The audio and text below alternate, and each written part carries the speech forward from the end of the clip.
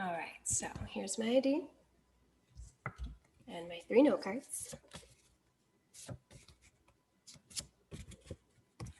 All right.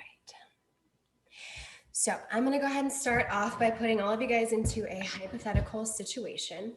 I'm going to have you guys envision yourself in a social setting. I want you guys to think of yourself in a grocery store, or you can imagine yourself in a restaurant if you're on the Iowa side, or you can just simply be at a family get together.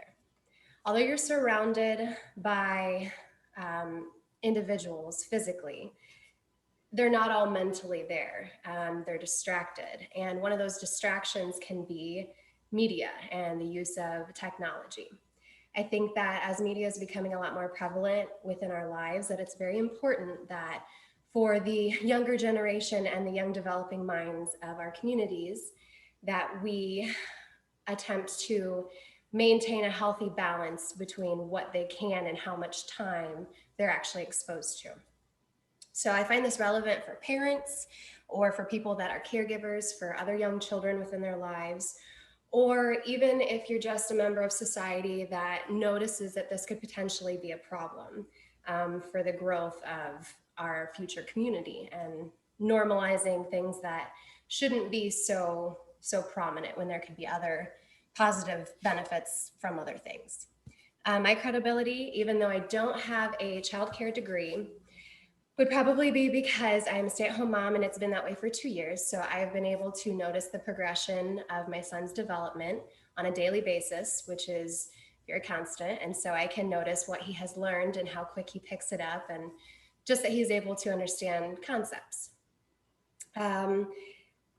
For my overall intent of this, I think that with the technological advancements that are causing convenience for all of us in our daily lives, I think that it is very important for parents, especially, to be aware of the effects that it can have on their children if they don't promote proper time management or monitor material.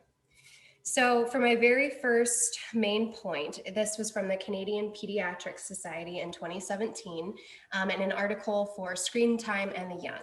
And they pretty much promoted the idea that children aren't benefiting from overexposure, even if it is educational philosophies. They're not maintaining and taking everything in. It's actually not a benefit at all for them.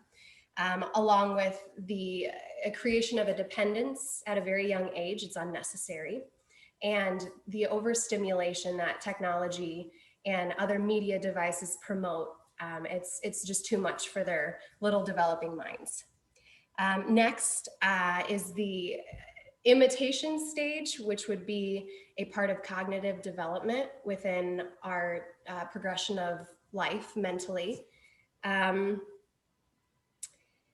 The Gina Marie in 2020 and a few of her mental health advocates proposed the idea that this imitation stage it doesn't have anything to do with critical thinking. And so they're going to copy what they see, what they hear, and it's very important to monitor that and make sure that there isn't unnecessary or inappropriate material that they're learning from and will emit other behaviors that are, again, unnecessary. So arguably, some parents will promote the idea that their kid doesn't sit on media devices every day, all day. But at the same time, there are more than two media devices in each household on average. So everybody has multiple opportunities to be able to view material on different sources. So that opens up the amount of time and effort that people focus on these things. In a video from Laura Nami, in 2015, she did a study on sign language and was able to notice that the more involved parents were in promoting this video that was shown to children, if they were interactive with their children, they were able to progress faster than the ones just sitting there watching it. So I thought that was pretty interesting for research. So back to the imitation idea, the dump truck here, I had to take apart the vacuum a few times.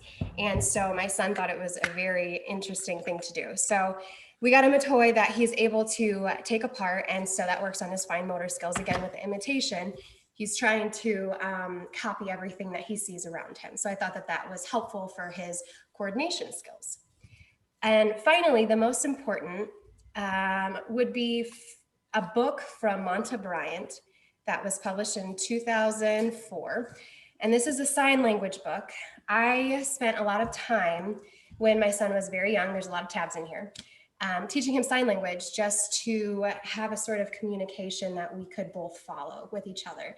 And insanely enough, it worked fast and he was able to relay things to me. We practiced it all the time. So I think it's very important that children get the attention and the amount of compassion that they need at that time in their life. So I think that that is very important for parents to not prioritize technology over engaging with their child, because we see that quite a lot in society.